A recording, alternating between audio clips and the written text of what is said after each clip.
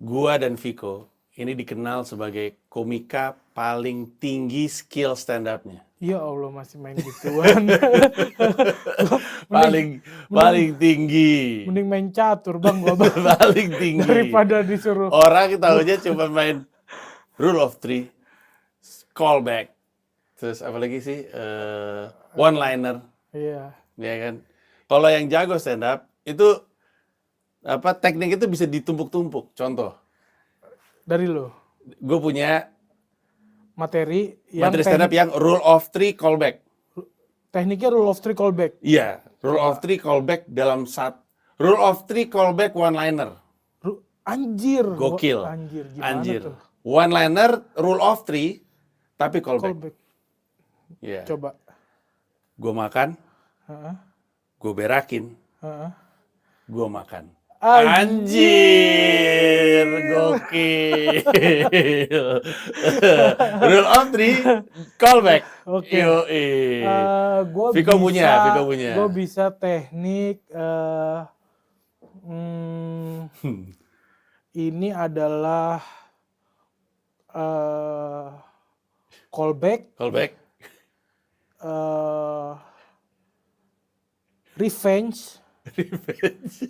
Ada teknik revenge. Ada teknik revenge. Callback, revenge, penyelamatan. Wah, callback, revenge, penyelamatan. Callback, revenge, Oke, apa tuh? penyelamatan. Apa tuh? Gua nolongin abang gua nolongin gua, dia nyelamatin gua lewat sosmed. Gokil. Gokil, penyelamatan. Gue punya. Punya juga. Gue punya act out, Act out, mind blowing, act out, mind blowing. painful. Anjir. Act out, mind blowing, painful. Siap? Gimana? Apa itu? Anjir.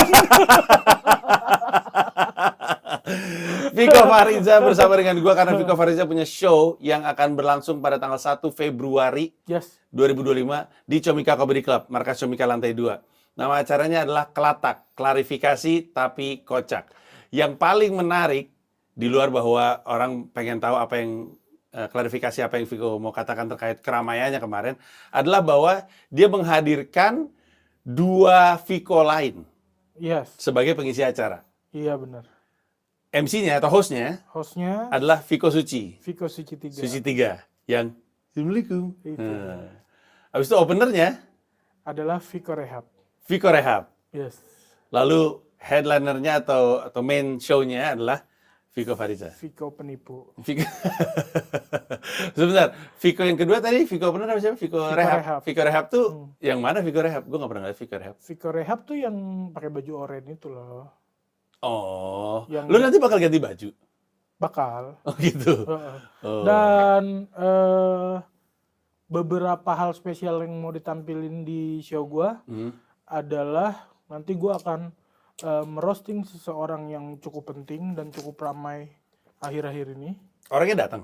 Orangnya datang tapi gua nggak mau umumin. Ini khusus buat yang beli aja. Oh ya? Yes. Lu akan ngerosting orang yang lagi ramai belakangan ini? Yang lagi ramai belakangan ini terkait gua juga. Terkait lu juga? Terkait gua juga. Dan dia akan datang? Dan dia akan datang bawa timnya. Bawa timnya? Bawa timnya dan dia akan gua roasting. Oke. Jadi kalau misalnya lu mau beli tiketnya ada di mana sih? Tiketnya ada di aplikasi Comika Comika Event, Event dan web tix.comika.id. Comika.id. Ya, jadi lu bisa web atau bisa app. Kalau mau app ke aplikasi Comika Event, kalau mau beli web di apa tadi? Tix.comika.id ya. Itu semuanya harus register atau login. Iya. Sorry, itu harga tiketnya berapa? Yang offline itu 135.000, yang online itu cuma 55.000. Streaming tuh berarti ya. Streaming. Oke. Nah, tentu ketika Viko hadir di sini, banyak obrolan yang akan terjadi adalah terkait apa yang belakangan ini kejadian juga belakangan setelah lu kejadian viral yang soal lu pinjam duit, Ya. ada lagi tuh runutannya tuh soal yang lu diwawancara minta duit, terus Iya. gitu lu muncul di Derry kasih solusi, Iya. ya kan? Bahkan Viko juga sebenarnya gue bahas di Siniar Hidup Indonesia Maya. Udah dengerin belum? Gue dikasih linknya doang. Terus Dikasih linknya itu nggak bisa. short YouTube, terus short YouTube itu cuma beberapa detik. Itu materi promonya maksudnya, materi promo warna merah bukan? eh Mungkin kali ya. Ya itu mungkin promonya. Jadi Jadi short YouTube bener-bener beberapa detik cuma ngomong Vico Fariza terkena judi online gitu. oh bukan, gua tahu itu. Itu adalah gua lagi live, gua juga dapat tuh shorts-nya tuh. Gua lagi live, terus ada yang nanya gini, "Bang, gua admin judi online. Kasih gua alasan untuk berhenti jadi admin judi online." Terus gua bilang alasannya adalah Vico Fahriza, gua bilang. Lu tuh ngerusak banyak orang. Gua ya, informasi yang gue dapat, makanya nanti gue mau nanya. Informasi dari yang gue dapat adalah lu kena judi online. Kebetulan lu bukan orang pertama temen gue yang kena judi online. Gue punya karyawan yang kena judi online, teman-teman gue kena judi online, orang-orang terdekat yang gak gue sangka kena judi online. Jadi gue nggak kaget. Bahkan sekarang setiap kali ada sesuatu yang berkaitan dengan butuh duit atau ngambil duit orang atau apa semacam itu, gue biasanya asosiasiin langsung ke judi online. Nah, tapi di sini ada Hidup Indonesia Maya, gue ngebahas Vico, dan waktu itu gue ngebahas soal Vico, gue nggak tahu apakah lu nyaman atau enggak untuk gue bahas ya. Iya. Kalau misalkan Aman aja sih, Bang. aman aja ya, Aman aja. karena kan gue suka ngedit, Heeh. gue nggak pernah buang-buang. Iya. Tentu kan lu bisa ngebayangin kan, karena gue dapet kabar tentang lu, gue juga jadi pengen tahu kan. Gue tanya sama anak-anak.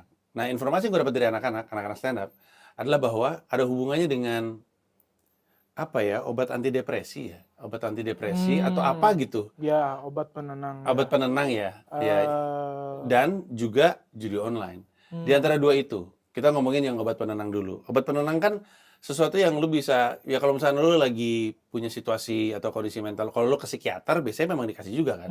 Apakah ini informasi yang akurat? Apakah benar ada itu hubungan? informasi yang akurat. Lu tuh emang ke psikiater? Bahkan dari selesai rehab, gue memang berjalan terus ke psikiater. Karena gue dikasih tahu bahwa penyakit mental ini atau orang yang pernah pakai narkoba itu ada zat yang tubuhnya nggak kenal, Bang. Gara-gara pernah konsumsi drugs? Gara-gara pernah konsumsi drugs. Ini apaan ya gitu. Nah, untuk ngilangin zat itu kita harus minum obat dari yang dikasih sama psikiater. Dan tentunya harus sesuai dosis dan dosisnya harus turun terus. Supaya lama-lama lu nggak pakai itu lagi? Yes. Dan kebetulan saya naik terus. Kenapa? Ya karena ada aja masalahnya. Maksudnya jadi nggak kelar-kelar lah kondisi yang membuat lu, itu pemicunya apa, depresi? Pemicunya pertamanya untuk ngilangin zat. Si zat tersebut, oke. Terus ketika ketangkap kan banyak biaya yang harus dikeluarin, Bang ya. Maksudnya tanpa perlu harus gue rinci biaya apa aja, tapi banyak banget gitu, bisa kalau dibilang M tuh sampai. Oh ya. Nah, ada kondisi di mana gue kerja bayar utang, kerja bayar utang, kerja bayar utang, kerja bayar utang. Kerja bayar utang urus keluarga, kerja bayar utang urus keluarga, kerja bayar utang urus keluarga. Dan gue burn out. Terus di sana dikasih tahu, di tempat rehab dikasih tahu bahwa ada 5 jenis orang. Yang nggak pernah make, yang pernah make, yang pernah make tapi berhenti, yang pernah make tapi berhenti tapi ada keinginan buat pakai lagi, namanya withdrawal. Ada yang relapse. Relapse itu udah pakai lagi. Nah, karena gue burn out ini, gue udah sampai di tahap keempat. Udah withdrawal. Kayaknya gue capek deh kerja terus duitnya nggak gue nikmatin. Terus gue harus bayar utang terus. Apa gue pakai lagi kali ya gitu. Nah, ketika withdrawal ini ada beberapa saran, khususnya itu harus datang ke psikiater salah satunya gitu, ke profesional. Sorry, jadi pada akhirnya lu ngedrugs lagi? Nggak ngedrugs lagi, gue datang ke psikiater. Oh, untuk dapetin obat tersebut? Gue bukan untuk dapetin obat tersebut. Datang ke psikiater tuh sebenarnya sama kayak ke psikolog. bedanya psikolog itu nggak ngasih Nggak ngasih obat. obat, betul. Karena psikolog tidak mengurus zat yang tertinggal di tubuh kita. Psikiater sekalian ngurus mental kita, sekalian ngurus zat yang tertinggal di tubuh kita. Bahkan gue tuh pernah pakai obat dari psikiater. Jadi ini tuh unik bang orangnya. Masing-masing psikiater tuh, masing-masing dokter itu, masing-masing tempat psikiater itu beda-beda. Jadi kayak ada yang kelas bawah, CD, ada yang kelas menengah, BC, ada yang kelas atas, AB. Nah yang di kelas CD ini yang isi psikiaternya tuh anak-anak pang. Yang dia datang ke psikiater bukan buat nyembuhin diri, melainkan buat beli obat mabok secara legal. Terus ada yang boleh nggak gue tahu obatnya apa aja kok? Obatnya tuh ya biasanya tuh kayak alprazolam, dumolit, Xanax, Camlet, gitu-gitu. Nama-nama obatnya. Terus ada yang BC itu tapi kalau yang di CD itu orang-orang nggak ngambil itu. Orang-orang biasanya ngambilnya obat pereda nyeri bahkan. Obat pereda nyeri. Jadi obat itu biasa digunakan untuk orang-orang atau ibu-ibu yang habis lahiran atau habis sesar. Jadi kenapa ya? Maksudnya karena mentally mereka ngerasa ada rasa sakit yang nggak bisa mereka tutupin, mereka minta obat itu gitu? Bukan. Karena obat pereda nyeri ini bisa menahan sakit, jadi dia bisa melemahkan syaraf-syaraf. Jadi ketika syarafnya lemah, enak dia santai. Asik, kayak mabuk gitu. Oke, gue mau fast forward ke lu akhirnya ke psikiater dan gue nyoba di yang CD, di BC, di AB.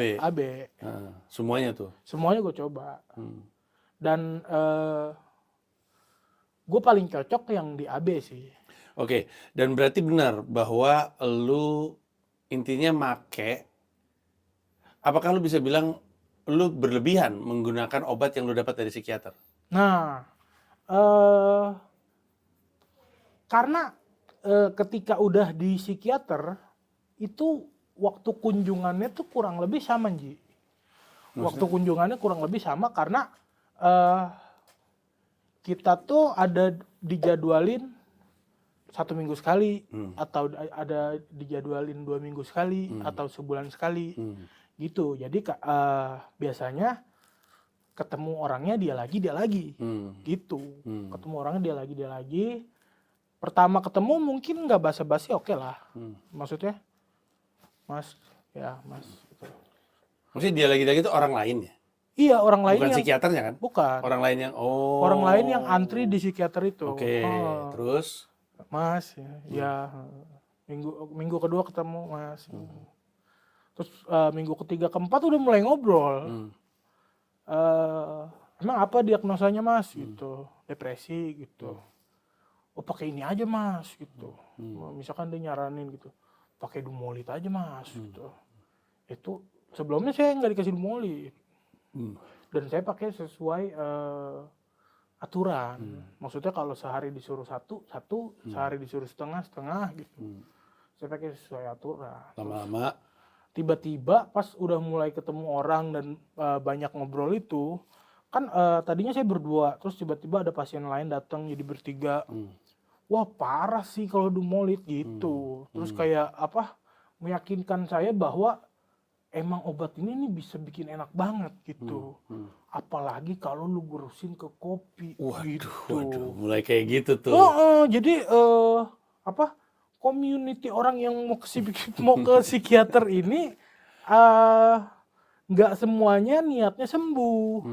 Jadi harus pinter-pinter pilih psikiater. Sorry, tapi pada akhirnya lu Jadi pakai Dumolit atau apapun itu di luar dari yang disarankan, akhirnya sensasi yang lu dapatkan adalah sensasi yang kurang lebih ya kayak orang make aja gitu. Pernah Hmm. aja gue pernah kayak gitu. Dan apakah itu yang kemudian mempengaruhi lu untuk kemudian, gue nggak tahu ya, gue nggak punya ilmunya, tapi katanya syaraf di otak yang kena ketika lu pakai drugs itu syaraf yang sama yang kena ketika lu bermain judi katanya. Hmm. Apa ya, instant gratification gitulah pokoknya. Dan apakah itu jadi jalan menuju lu kemudian judi online? Kalau judi online sih gue sampai saat ini membantah ya. Lu nggak judi? Gue bahkan Sorry, gue nggak belum judi belum online bilang bang. sama lu. Gue tuh nggak nonton loh interview dari lu di Derry. Cuman gue tau lu Hmm. lagi rame kan, orang sebelah Hmm. sama Derry kan, karena Hmm. kayaknya nyecor banget. Gue tuh nggak nonton. Jadi sebenarnya tuh lu judi online nggak? Enggak. Tapi apa semua teman gue yang judi online nggak ngaku judi online sih awalnya. Nah tapi kalau gue beneran enggak karena terlalu banyak mungkin bang, terlalu banyak case yang orang butuh duit itu akhirnya mengarah ke judi online. Gini ya, Padahal gini bang, maksudnya kemungkinan yang ada di semesta ini tuh nggak terbatas loh bang. ya bisa nggak cuma judi online. Orang bisa kehabisan duit karena gagal tunangan. Bisa. Dan gua ngalamin itu. Hmm. Di tanggal 24 Mei 2004, itu gue ulang tahun. 25 Mei-nya, dulu gue punya perusahaan sama Lex, namanya Lex siapa? Young Lex. Lu punya perusahaan sama yang Lex? Iya, namanya NKRI. Oh, itu bareng sama dia? Yes. Pokoknya investornya dari dia lah. Hmm. Tanggal 25 Mei-nya gue ada show di UI. Tadinya gue mau ngelamar cewek gue, mantan gue, itu di 24 Mei pas ulang tahun. Tapi karena ada acara sekalian, gue mau lamar habis acara aja. Nah, jadi di balik semua dekor acara stand up, itu udah ada dekor lamaran. Dan gue di endorse 100%. Wow. Dan gue di endorse 100%. Itu kan udah di kalau di UI itu kita punya akses buat ngedekor H-1. Dan gue gagal lamarannya H-1. Dan gue di endorse 100%. Dan ketika gue gak jadi lamaran, gue kena penalti 200%. Oke, dan akhirnya itulah kenapa lu jadi Itu satu. punya kebutuhan. Kok sebelum lanjut ya, gue mau ngomong sama yang nonton bahwa gue tahu menghadirkan Viko di sini tuh ada risiko buat gue. Karena orang akan bilang si Panji ngasih panggung untuk Viko berbohong. Oke. Karena kan ini yang ngomong abang lu sendiri. Abang lu Oke. sendiri yang bilang Viko itu bohong. Jadi, dan kalau boleh jujur ya, gue ngelihat, gue lagi Ini kalau bilang abang gue sendiri bilang gue bohong, itu kan timeline-nya kejauhan bang sama gua gagal lamaran. Enggak, abang lu bilang apapun yang Viko katakan belakangan ini terkait kenapa dia butuh duit itu tuh bohong gitu. Katanya si Rispo. Dan waktu itu gua masih di New York, waktu gua ngeliat informasi bahwa dia ada show. Terus gue sempat mikir, anak-anak di show, kan gue udah gak megang ya, anak-anak di show berani juga nih. Terus gue mikir, tapi kalau buat gue lebih baik Viko ngambil jalan ini. Kalau dia butuh duit, mendingan bikin karya. Daripada A, minjem duit orang, B, minta-minta dibayar sama media ketika wawancara sehingga jadi rame lagi. Mendingan kayak gini. Gue tahu lu pasti akan datang ke YouTube gue untuk promo show lu. Iya. Cuman gue juga harus bilang sama lu, gue juga ada resiko ngasih panggung lu untuk berbohong kepada masyarakat nih. Entah di show lu, entah di sini. Kalau di show kan yang paling penting adalah lucunya ya. Kalau lucu, kalau lucu it's a show. Jangankan lu yang punya permasalahan, orang lain juga ketika naik ke atas panggung stand up comedy, nggak semua yang dia ceritakan itu kejadian sesungguhnya, kan ada hiperbolanya dan ada segala macam majas lah. Tapi gue juga tahu yang nonton nih, si Panji ini ngebiarin Viko bohong ya, karena gue kan nggak bisa tahu ya, dan kita mah temenan udah lama banget. Udah Bener. lama banget dan gua gimana ya? Gua nggak mau dan nggak bisa nuduh itu cerita benar nggak sih? Cerita benar sih. Gua tuh nggak mau gitu. Ini pasti sering diungkapkan ke lu ya bahwa lu tuh lagi benar atau lagi bohong sih? Soalnya teman-teman lu sendiri bilang bohong gitu. Nggak ada. Atau gini, gue ganti pertanyaannya. Waktu lu ngeliat Rispo bikin video, tau kan yang, aduh jadi rame nih. Terus dia ngomong panjang lebar tuh soal lu. Ingat, tau kan? Lu ngeliat video itu, respon lu apa? eh Respon gue adalah emosi sesaat sebenarnya. Marah. Enggak, emosi sesaat aja. Ya emosinya apa? Emosinya Kecewa kah, marah kah, malu kah? menurut gue respon norak. Respon Nora. Menurut gue respon norak. Karena ini adalah hal internal yang bisa diomongin di dalam keluarga. Kenapa harus ada di media? Kalau kenapa? Padahal orang yang gue pinjemin duitnya atau gue minta bantuan, nggak ada yang masalahin ini sebelumnya. Kalau dalam argumennya Rispo adalah karena orang-orang itu nggak tahu lu bohong. Rispo tahu lu bohong. Itu menurut Rispo. Nah, Sorry, itu sampai dengan sekarang lu masih ngomong sama Rispo nggak? udah ngomong lagi. Udah ngomong lagi. Terus Sempat nggak ngomongan. si soal videonya dia yang bilang kalau lu bohong dan segala macam itu udah lu klarifikasi ke dia. Udah. Terus Itu udah clear karena intinya nih dia bohong ke gua, Rispo bohong ke lu. Rispo bohong ke gua untuk nggak minjemin gua duit. Karena dia takut ketika Ya, gua di video tersebut dia juga bilang. ketika dia minjemin gua duit, gua pakai buat yang aneh-aneh. Kecurigaannya berdasar nggak? Emang aneh-aneh apa yang Aneh-aneh tuh judi? ya bukan judi, lebih ke obatnya, dia benci obatnya.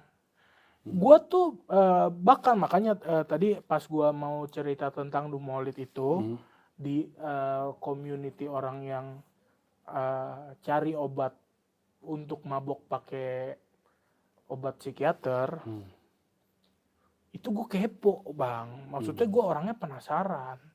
Emang enaknya semana sih? Gitu. Berarti emang sebenarnya kalau dalam 5 kategori tadi tuh, lu tuh masuk ke kategori yang udah relapse sebenarnya ya, Ko? Enggak. Tapi kan nih, oke, ini ada kategori yang pernah make, berhenti make tapi penasaran. Ini lu. Nggak pernah make, pernah make, berhenti make, pengen make lagi. Pengen make lagi. Pengen make lagi itu ada pikiran di kepala kita yang gue mau pakai substan yang pernah gue pakai. Itu lu sekarang. Maksudnya saat ini atau di cerita itu tuh yang tadi lu bilang jadi kayak gimana ya? Itu lu lagi di posisi situ saat itu. Waktu itu ya. Terus ketemu community ini, terus gue nggak pernah dikasih Dumolit sama dokter. Tiba-tiba hari itu gue minta Dumolit. Gue minta Dumolit, dikasih Dumolit untuk dosis 2 minggu. 2 minggu itu berarti sekitar 2 lembar itu 20 butir. 20 butir. Nah, karena orang ini suges bilang bahwa Dumolit itu enak, sementara gue pakai obat yang lain itu untuk tenang, gue makanlah Dumolit 1. Mana enaknya gitu. Gue makan 1 lagi. Nggak enak. Oh, tadi ada yang bilang pakai kopi. Gue bikin kopi. Gue minum pakai kopi. Belum enak gitu. Oh, digerus gitu. Gue gerus Dumolitnya, gue aduk di kopi, gue minum. Belum enak. Sampai akhirnya gue makan 11 bang. 11 butir. Ini kapan momennya? Pas sunatan anaknya Rispo. Tahun? 2023 atau 24 gitu. Setelah lu keluar berarti? Iya. Lu waktu itu direhab tahun berapa? 2022. Lu tahu kan kok dengan lu cerita kayak gini, lu cerita sama orang bahwa lu it's called drug abuse. obat yang penggunanya berlebihan gitu. Tahu gua, Lu sadar itu? sadar. Dan saat itu supir gue digebukin Karena karena gue ditugasin untuk jemput adik gue untuk datang ke acara sunatan anaknya Rispo. Nah supir gue nih punya track record nggak bagus lah karena dia temennya mantan gue yang keluarga gue nggak suka gitu. Terus? Nah jadi dianggap supir gue ini yang bikin gue mabok. Padahal supir gue ini ya cuma nyetirin aja. Gue yang datang ke psikiater, gue yang minum obat itu dengan sadar. Intinya lu ngabisin dari 20, 11 lu habisin sekali waktu. 11 gue habisin sekali waktu, jadi gue harusnya jemput adik gue cuma dalam waktu 30 menit. Ini gue berangkat jam 9 pagi, jam 5 sore gue baru sampai rumah adik gue. Itu ada momen katanya supir gue tuh sampai nangis karena bang kita udah muter-muter di sini 2 jam 3 jam gitu. Gue nggak sadar. Gue nggak sadar. Terus di situ begitu sampai sana malah malam gue. Malam jam 8-9 lah. Masih ada anak-anak, masih ada Awe, masih ada Rigen, masih ada Ebel. Jadi begitu mobil gue parkir, supir gue langsung dipukulin. Anak-anak. Kenapa nggak lu yang dipukulin? Kan lu yang mabok. Iya, katanya sih gue berantem sama Rispo, tapi gue nggak tahu sih. Lu nggak sadar? Nggak sadar. Oh, lu saat itu nggak sadar? Nggak sadar. Gue baru sadar 3 hari kemudian. Kok ini saat ini aja ya? Dari tadi tahu nggak di kepala gua apa? Apa? Kayaknya lu juga lagi make. Wah, enggak sih bang. Kenapa lu nganggap gue lagi make? Karena gua udah berteman sama lu dari lama, gua nggak pernah sih ngeliat lu slow ini, mata lu aja segaris. Mata gue memang segaris terus kalau mata bang. Enggak Kalau kan? mata segaris terus. Enggak, kan gitu tuh bener dari lama. Enggak ada nih gue deketin nih ke kamera. Siap. Enggak ada gue. Nah, ntar di kolom komentar, lihat pas Rida di kolom komentar ya Bang Panji menurut gua juga Viko lagi itu aja kopi. Ya ditawarin sama Ya lu minta. sama obeng Lu lu. minta. Dia nanya minum kopi bang. Ya ditawarin kopi gue minta lah. Oke. Tapi gue klarifikasi langsung bahwa sekarang gue udah nggak konsumsi obat itu lagi. Udah sekitar sebulan gue udah nggak konsumsi itu lagi. Dan Kenapa? Apa pemicu berhentinya? Susah banget kan soalnya setahu gue untuk berhenti sebenarnya ya. enggak kalau obat itu bang. Enggak menciptakan ketergantungan. Nggak menciptakan ketergantungan. Enaknya nggak bikin pengen lagi. Jadi obat itu tuh sama kayak lu minum Panadol nggak nagih. Nah, tapi ngilangin ngilangin pusing di kepala lu gitu, sama kayak obat pilek yang lu minum gitu. Cuma masalahnya penyakit mental ini kan sama aja ya kayak penyakit fisik. Sama kayak penyakit fisik tuh dalam arti gini, lu ketika demam berdarah, trombosit lu tuh turun, tapi itu bisa dibaca sama alat. Beda sama mental health yang bisa tahu progres lu, yang bisa tahu perkembangan lu, ya cuma dokternya gitu. Kan nggak bisa kalau lu lagi demam berdarah, tiba-tiba trombosit lu lagi turun banget nih, terus lu cabut gitu. Kayaknya saya udah sembuh deh dok, saya mau pulang ya. Oh nggak bisa. boleh. Ada banyak bacaan yang jelas gitu. Nah, di psikiater juga kayak gitu. Tapi keluarga gue nge-push gue, maksa gue buat udah pokoknya nggak usah minum itu lagi gitu. Waktu lu diundang sama Dery, dikasih solusi, itu kan dari menit pertama Dery udah langsung kayak nyecer gitu, bahasanya nyecer. Sementara gue kenal Dery juga, Dery selalu briefing semua tamunya sebelum acara dimulai. Itu tuh janjian ya kok. Kenapa? Ini lucu sih bener banget. Kenapa? Ya kurang lebih iya, tapi nanti detailnya gue ceritain di belakang kamera bang. Oke. Karena Dery itu selalu ngasih tahu, gue udah berapa ya, 2 kali kalau gue nggak salah ke Dery. Dery itu selalu ngasih tahu apa yang akan terjadi dan selalu benar. Dia selalu bilang kayak gitu. Kayak misalnya gini ya, Der maaf ya, gue buka dapur dikit ya. Derry akan bilang bahwa, Bang, nanti gue pas ngobrol sama lu, pertanyaan-pertanyaan gue tuh akan konfrontatif karena gue mewakili gini-gini. Jadi gue akan, dan benar, ketika kejadian itu dia nanya hal-hal yang sebenarnya gue tahu, dia udah tahu jawabannya juga gitu. Tapi dia ngelakuin itu karena dia ada rencana yang dia ingin lakukan, dan dia bilang itu sama gue. Ya, Kurang lebih itu juga terjadi. kurang lebih itu juga terjadi, tapi bedanya ini adalah gue yang briefing, dan kekurangan Derry adalah, sorry Bang Der, kemampuan dalam memahami cerita narasumber. Jadi lompat-lompat. Itu juga kan yang bikin netizen marah. Maksud gua, harusnya netizen tuh marahnya ke gua kan. Iya. Karena kasusnya kasus gua. Iya. Di YouTube Derry, itu Oke, semua gua orang ngerti. marahnya ke Derry. Gue ngerti. Lu nggak perlu konfirmasi ini benar atau salah, tapi ini prediksi gue apa? Karena kan nggak enak ya, kan ada sesuatu yang udah janjian antara Derry sama Vico yang, ya anjing, namanya juga sulap, jangan dibuka lah gitu kurang lebihnya ya. Iya. Tapi gue mau cerita sesuatu yang terpaksa harus nyebut nama orang, dan kayaknya sih nggak apa-apa. Jadi waktu itu Muslim sama Coki kan pernah kasus, ramai banget tuh, sampai keluarga masing-masing diganggu juga. Nelfon sama gue, terus gue bilang, lu mending muncul di sebuah konten, hadirkan orang, tugas orang itu adalah marahin lu, supaya selesai. Orang ini pada akhirnya adalah si Gus Miftah. Oke.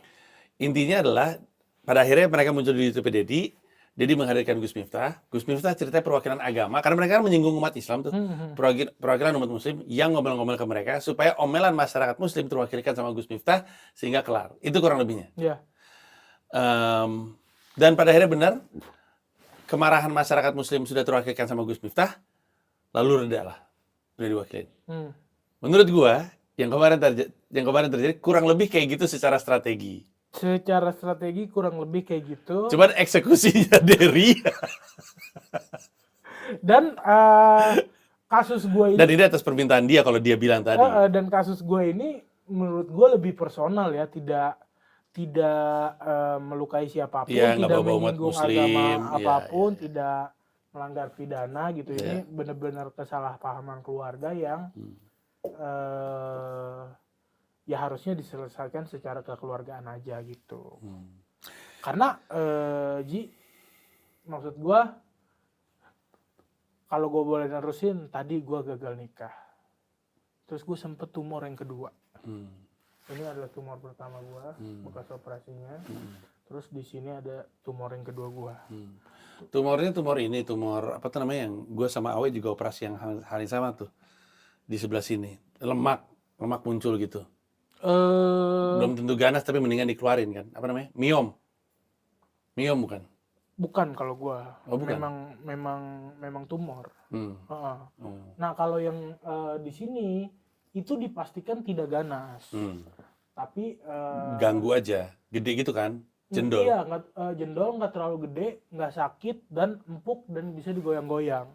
Itu udah gue bawa ke dokter, terus penjelasan dokternya adalah ini udah pasti tidak ganas. Tapi kalau mengganggu estetika, apa diangkat aja. Itu miom itu namanya. Gue juga punya kayak gitu. Kalau gue di sini waktu itu kelenjar namanya.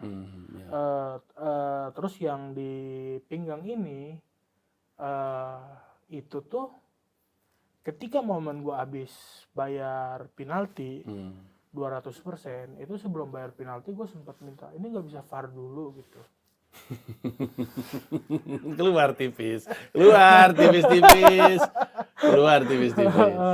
Sebelum habis gue bayar penalti, muncullah tumor itu, dan perlahan.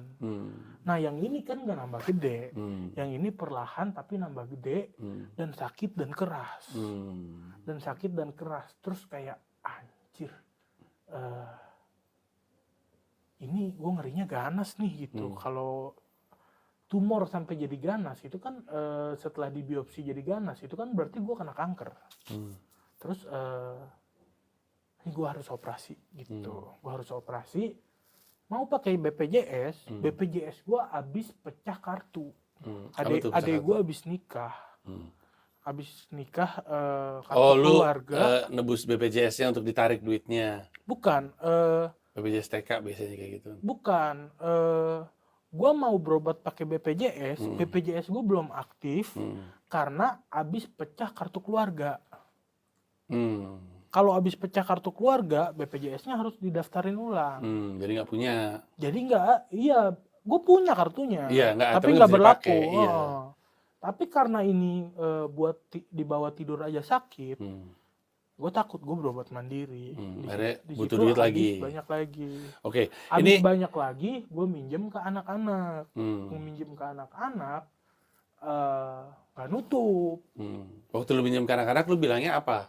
Tumor. Gue tunjukin bahkan Soalnya foto tumornya. yang Rispo juga kesalkan di video dia adalah dalam rangka minjem duit, lu pakai kesedihan keluarga lu. Ini gua, siapa lu waktu itu? Suaminya nyokap gue. Iya, suaminya nyokap lu Wah, meninggal. ini jauh banget timeline-nya, Bang. Iya, gua nggak ngikutin. Tapi kan jadinya kan udah kayak, karena gue punya teman judi online juga banyak ya. Jadinya adalah kalau kebohongan ini udah pernah gue pakai dan udah ketahuan ternyata itu bohong, gue pakai kebohongan lain gitu loh kurang lebihnya. Nah, gue nggak punya apa Ini ya? tuh semua berkesinambungan, Bang. Jadi ketika kemarin rame Rispo ngangkat itu, terus kayak ada yang ride the wave. Pertama si Kiki. Pertama Kiki naikin, tapi Kiki bukan ride the wave. Dia kecewa karena gua nggak ngomong yang sejujurnya. Kalau gua ngomong yang sejujurnya, dia nggak masalah sama nominalnya. Masalahnya si Uwan itu. Oke. Nah, yang Kiki itu dia marah karena nggak jujur dan lu mengakui bahwa lu nggak jujur ke Kiki. Bukan. Si Kiki itu nggak tahu bahwa Rispo bohong ke gua. Jadi gini, Bang, pertamanya. Ya kan, tadi kan Rispo bohong ke lu bahwa alasan dia nggak mau minjemin lu adalah karena dia nggak punya duit. Padahal dia nggak pengen duitnya dipakai untuk yang aneh-aneh. Oke. Terus? Abis itu gua jelasin ke si Kiki bahwa Rispo nggak mau minjemin gua karena duitnya takut dipakai yang aneh-aneh. Padahal Rispo udah nanggung semua biaya rumah sakit orang tua gue yang di Banyumas.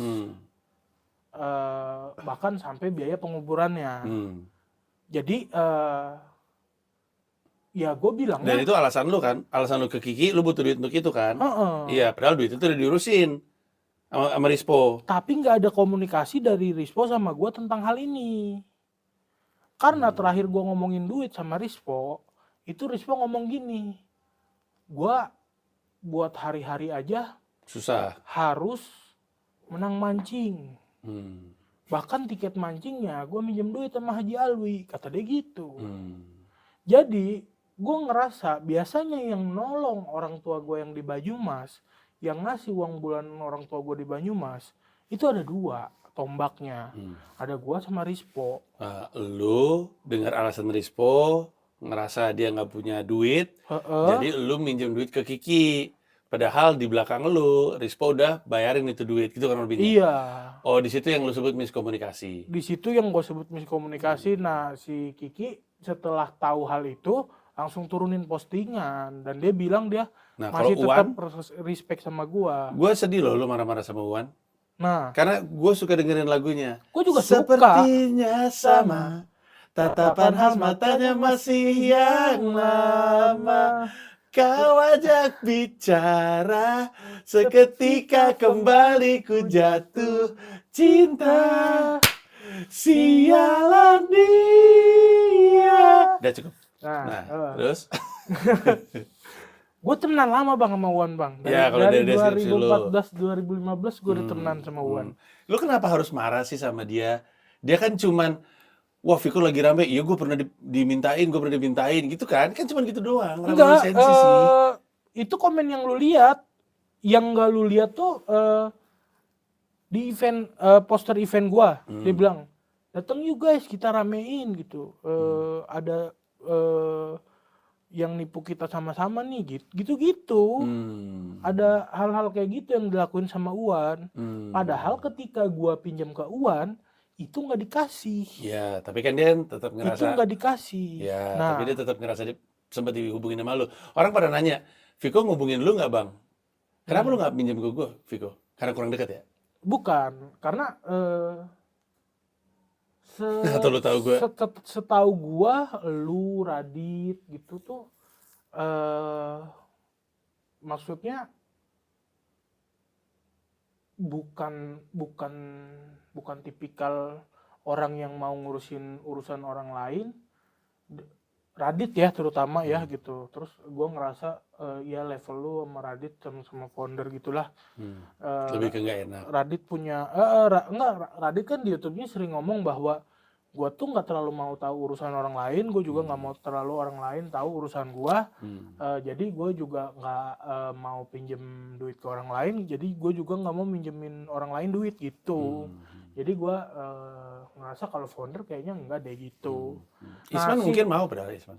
Iya ya, bisa aja itu. Nah si Uwan itu ketika kemarin gue pinjemin duit, dia tuh bilang sama-sama ketipu sama Kiki. Wah kita sama-sama ketipu dong tos gitu. Padahal Kiki minjemin Uwan enggak. Iya, kan tetap lu nipu, kan tetap nipu lu nya. Enggak Cuman, nipu guanya. oh enggak, maksud gue Enggak, jadi sepemahaman dia. enggak si Uwan itu emang pernah bantuin gua. Tapi pas gua tumor. Dan ini jauh Beda sih. timelinenya di April di Mei ketika gua sakit tumor itu. Nah, begitu ada kasus yang gua tabrakan mobil, bokap gua kanker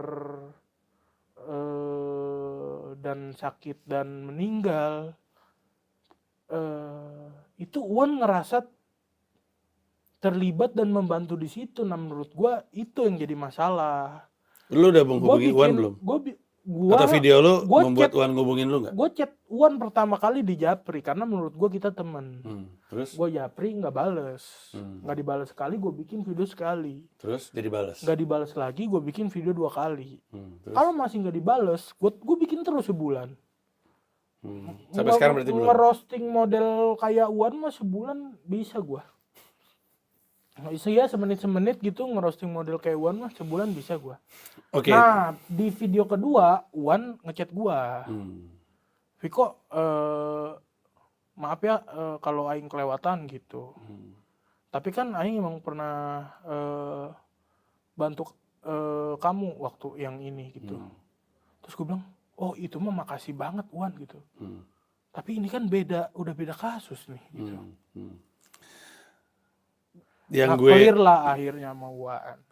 yang bikin gue agak bergidik ya ngelihat video lu, nggak tahu yang pertama dan yang kedua yang gue lihat adalah lu bilang, emang gue nggak tahu busuk-busuknya lu. Iya. Nggak, maksud gue gue ngeliat itu bergidik karena itu tuh udah ngancem loh itu. Udah ngancem ngebuka aib orang gitu. Maksud gue segitu marahnya lo sampai gue punya rahasia lo Uwan gitu. Ya karena dia Kan akhirnya jadi orang apaan ya yang Uwan lakukan? ngelakuin itu di depan publik. Terus kalau gua balesnya di depan publik juga kenapa gitu? Harusnya jangan dibales. Nggak perlu dibales. Kalau lu nggak suka digituin ngapain gituin orang? Apa? Kalau nggak suka digituin ngapain gituin orang, Viko? Marah. Ya. Kalau gua maksud gua juga kayak baru kemarin dikasih tahu sama Cing Abdel bahwa hak asasi jangki atau bekas pemakai itu udah berkurang jauh, mungkin 50%. Jadi jangki itu seakan-akan nggak punya hak asasi. Jadi kayak masalah lu nuduh gua sekarang gua lagi pakai, Iya. itu gua nggak boleh marah. Karena Itu gua nggak boleh marah karena gua akan capek sendiri. Nah tapi Cing Abdel udah sampai tahap se-wise itu. Nah gue tuh belum. Gue tuh kalau ada yang ngeselin gue di sosmed, ya gue pernah punya masalah rame tuh nggak sekali 2 kali lah gitu. Maksud gue lu juga gitu. Tapi gue juga gitu. Rame tuh nggak sekali 2 kali, dan gue biasanya ngadepin dengan terserah persepsi orang lah, gue mah gue gitu. Sampai gue lihat Coki tuh punya energi untuk Per Dede ya. Coki Pardede ini punya energi untuk ngebantah persepsi orang itu sampai orang itu ngaku salah gitu. Terus kayak, ya daripada gue diem aja, mending sekarang gue muncul menjadi orang yang mau lebih menjelaskan dari sudut pandang gue, asumsi lu nih gak bener gitu. Dan ini membawa kita balik lagi ke show Kelatak ya, klarifikasi tapi kocak. Kalau dari obrolan ini kan klarifikasinya belum benar-benar terungkap, sudah mulai ada beberapa, tapi mungkin nggak benar-benar terungkap. Satu lagi yang spesial bang, Apa tuh? gue bakal bawa lagu rap pertama gue. Anjay.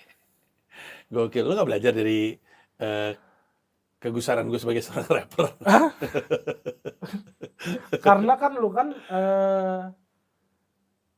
terlalu jual nasionalis ya, ini mah kan gue personal gitu kan, karya yang lebih deket, yang lebih personal tuh kan lebih mungkin lebih detail. Udah bisa diumumin judulnya? Belum? Udah. Judulnya apa? Easy Life is an Illusion. Anjay, Easy Life is an Illusion. Easy Life is an Illusion. Ilusinya pakai bahasa Indonesia. Easy Life is an Illusion. Akan rilis kapan itu? Salah satu gue ngebawain pertamanya di show gue 1 Februari, rilisnya juga bareng. Oh di 1 Februari juga di platform streaming. Setelah gue bawain secara live. Oke, jadi jangan lupa pada ujung-ujung ini, gue takutnya yang nonton khawatir, jangan lupa bahwa ujung-ujungnya Kelatak itu adalah pertunjukan stand up ya, itu adalah pertunjukan stand up komedi. Dan yang tolol lu kalau ada pelawak lagi ngelawak 100% lu telan mentah-mentah gitu. Pelawak itu emang bermain dengan majas personifikasi, hiperbola, sarkasme, sinisme, segala macam. Tanggung jawabnya Viko sebagai seorang pelawak adalah tetap bikin orang ketawa. Yes. Harapan gua adalah dengan ada banyak aspek kreatifnya ya yang menyenangkan sekali, kayak dibuka dengan Viko Suci, openernya adalah Viko Rehab, terus ada Vikonya sendiri yang bikin Kelatak, terus dia juga akan nge-rap di situ, dia juga akan bawa bintang tamu yang lagi ramai berkaitan dengan dia yang akan di roasting. Ini akan membuat Kelatak jadi pertunjukan yang menarik gitu. Buat gua, daripada Viko minjem duit ke orang dan ngasih alasan ke orang itu untuk minjem duit, mending pakai alasan dan cerita ini untuk jadi pertunjukan stand up aja. Dan kalau misalkan ternyata bisa jadi cara dia untuk menyelamatkan kebutuhan finansialnya, apapun itu, sekali lagi, gue jatuhnya nggak pengen nuduh, gue pengennya percaya aja. Bismillahirrahmanirrahim, moga-moga gue nggak membantu ngasih platform lu untuk berbohong, dan gue juga nggak tahu bohong atau enggak. Tapi buat gue, mendingan daripada minjem duit, kalau masih bisa punya kemampuan untuk bikin karya, mending bikin karya dan dapat duit dari situ. Penjualan tiketnya udah dibuka di tix.comika.id kalau pengen basisnya web. Kalau basisnya aplikasi adalah aplikasi Comika Event. Ada 2 tiket nonton langsung di Comika Comedy Club di lantai 2 markas Comika, atau untuk nonton live streamingnya. Beli tiketnya di tempat yang sama. Ya. Ada informasi yang nggak keluar nggak? Cukup harganya kalau offline 135.000, kalau nonton streaming 55.000. Tapi yang lu sampein terakhir bikin gue pengen ngomong bahwa itu juga yang akhirnya bikin gue berhenti marah sama Rispo. Bahwa dengan kasus ini nyebar, dengan ketidakpercayaan orang sama gue harus memicu lagi kreativitas gue yang selama ini sudah dibuat tenang oleh obat penenang itu. Nah sekarang gue jadi aktif banget, gue setiap hari keliling, gue setiap hari meeting, gue hampir setiap hari manggung, hampir setiap hari datang ke podcast, gue hampir setiap hari promo. Terus yang bikin gue terenyuh adalah kemarin tuh gue lagi mau kemana ya, terus gue lewat MRT, Terus ada poster Rispo di Poster apa? MRT. Gue nggak tahu iklannya apa, tapi Rispo kayak lagi megang bantal gitu. Terus gue kayak, anjing, ini orang yang bikin gue mau gerak lagi kesana kemari, nggak pakai cara yang Minjem-minjem. gampang gitu. Iya. Heeh. Masih sayang sama Rispo berarti. Sayang banget gue sama Rispo. Gue juga Dan sayang. gue yakin Rispo sayang banget sama gue. Gue juga sayang sama lo. Makasih udah datang sini. Moga-moga informasinya keluar. Silakan didukung dan hadir aja ke Comika Comedy Club sekali lagi tanggal 1 Februari 2025. Jam 19.30. 19.30. Thank you. Bye.